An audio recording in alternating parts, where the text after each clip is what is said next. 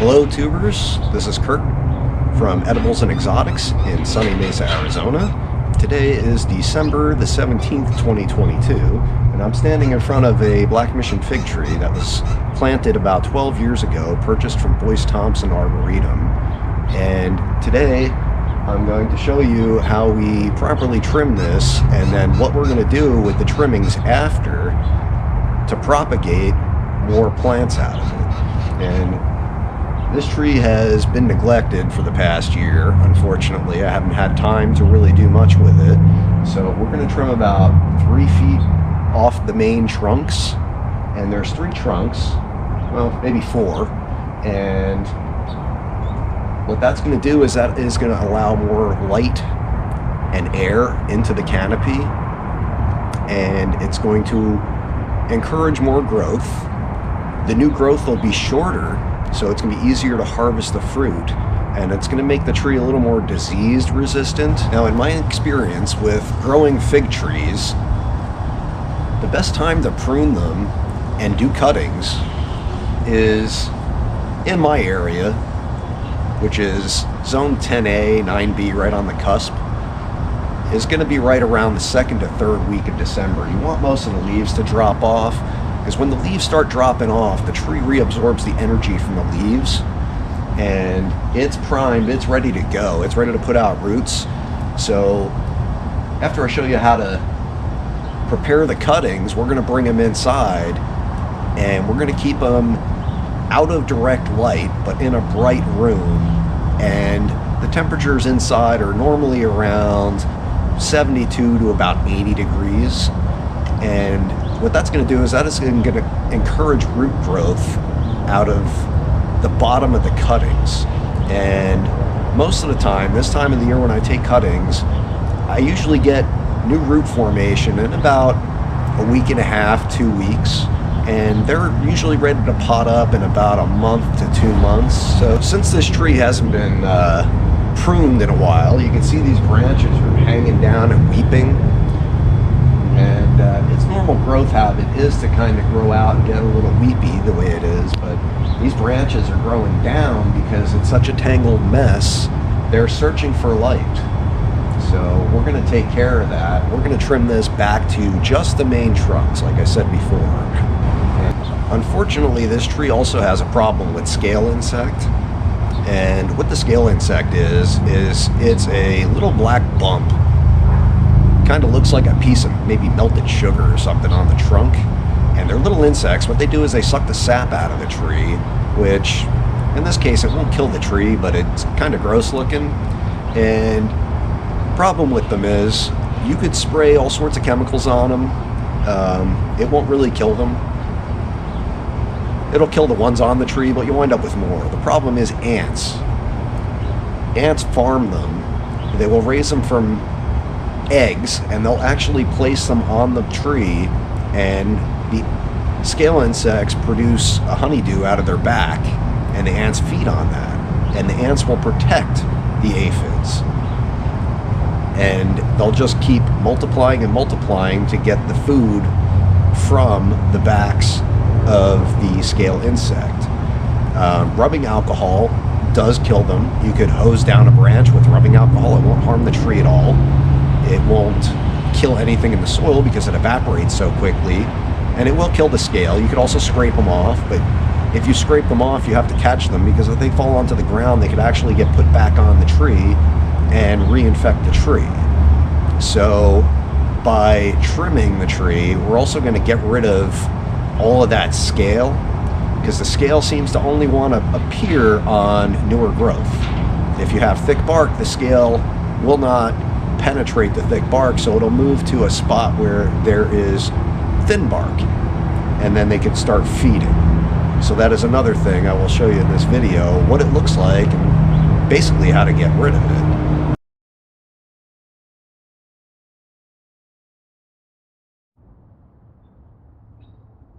Oh, there it is, guys. I know it's not much to look at, but this spring it should start putting out new growth, and by midsummer it's probably going to be just as tall as before I trimmed it.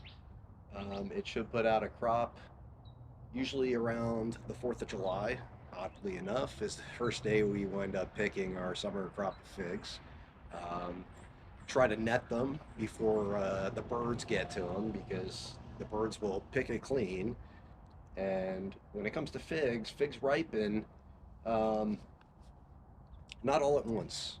So you might have some ripe figs in the morning. You could have some ripe figs in the afternoon, and it's about a month. You know, they go for about a month.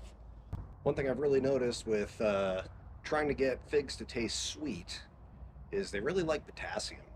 So you could use wood ash, a fireplace, a smoker, anything like that. You got to make sure it's not fresh ash that might still have embers in it. I would let it sit for at least a week just to make sure. Do not rinse it out with water though, because that will rinse out the potassium. But you could sprinkle it around the base of the tree and then just water it in. And you could do that, you know, once a month. Or, you know, if you want, you could add some chemical potassium. Um, what's really important is mulch. Mulch is very important for these guys, especially in our area. The ground is very prone to drying out. It'll hold a lot of water when it rains, but it dries out and it'll dry out rock solid. And these guys, they have feeder roots that are in the top 6 to 8 inches of the soil. So if you put some good mulch down, and you could even compost in place, take your kitchen scraps and just dig a small hole and bury those kitchen scraps in that hole, fill it back over, it'll decay. The soil microorganisms will multiply, decay it, eat it up, turn it into fertilizer, and feed your plant. And that'll give you sweeter, juicier figs as well. So this black mission fig, I know I didn't mention it before, but it produces a black fig. That's what they call it, a black mission fig. The skin is blackish purple, and the inside is kind of like a strawberry kind of pink color. And you'll know they're ripe when they start drooping. They kind of look like a water balloon that's kind of hanging from the side of the tree, as opposed to sticking straight out, and they'll get a little mushy. That's when the birds are going to want to eat them too. Birds, ants will start picking them apart. So you got to keep on top of it. You know, I know it's the hottest part of the year in July, and you don't want to be out here, you know, in the blazing hot sun picking figs right after you got home from working all day. You're tired, but you know, you could put bags around them too. They sell little mesh bags on Amazon, and you can get like 100 of them for maybe 10, 15 bucks, or even more. You know, I usually do about 400 bags, and every week, you know, I pick quite a few off, and I rebag the other ones that are starting to turn purple. They go from green to purple, and when they're green, the birds don't bother them, but when they start turning purple, that's when they want them. That's when you want them too. So, you know, something to think about. Maybe getting some mesh bags on there and try to keep it at a manageable height like we just did here. You know, it's going to grow up probably another 2, 3, 4 feet maybe over the summer.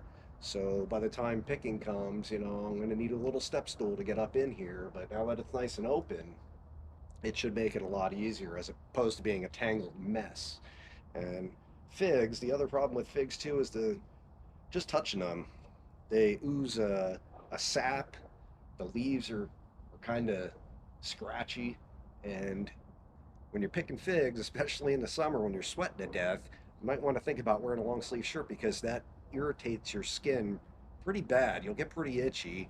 If you're allergic to latex, it could be an issue. It washes off with water, you know, once you go inside and wash your arms and your hands and whatnot. You know, usually in about 2, 3 minutes you're fine again, but you know, some people are more sensitive than others, so it's another thought to keep in mind. So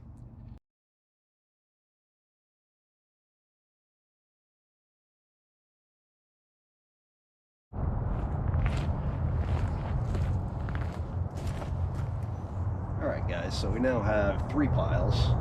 We got a big pile, they're about 1.5 feet long, around there. We got a smaller branch pile, or about the size of a pencil. And then we got a medium-sized pile, and they're anywhere from 1/2 to about 1 inch in diameter.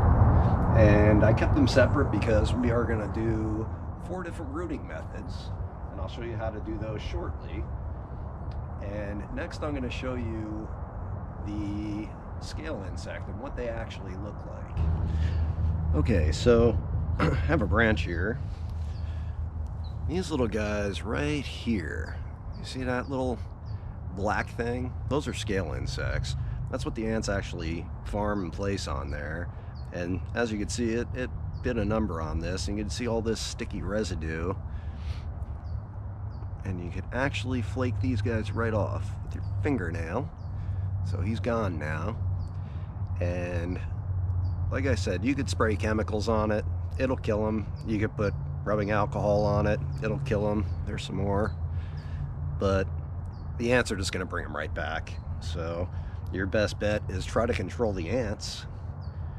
And a way you could do that is you could use predatory nematodes, and those will actually attack the ants. You could wrap some sort of sticky tape around the base of the plant so the ants have a harder time getting across. They probably still will, but it might slow them down. You just got to stay on top of the scale insects, because they won't kill the tree, but they make it look awful and pretty gross. Here's some of the sticky residue right there. It's pretty gross. So a couple of these branches were pretty infected. I threw them on the side. I'm not even gonna bother trying to save them. I got more than enough. So these are gonna go not into the compost. They're not gonna get chipped or shredded. They're not gonna be used as mulch. They're going right into the green recycle bin, and they're gonna get carted off, and these little scale insects will meet their demise at the dump. As you can see, the sun's already starting to come around the corner of the house here, so we got to get these cuttings into the shade. See, the big ones are already starting to get some sun on them. We don't want them to dry out. They will dry out very quickly, and it could kill them and kill your chances of any sort of successful rooting. And then you're just going to have logs. Maybe you could use it for a smoker or something like that, but that's not our intent here. So we got these baskets. We're going to get the smaller ones in baskets, get them in the backyard in the shade. We're going to tie up the big ones and the medium ones, and we're going to carry those over there.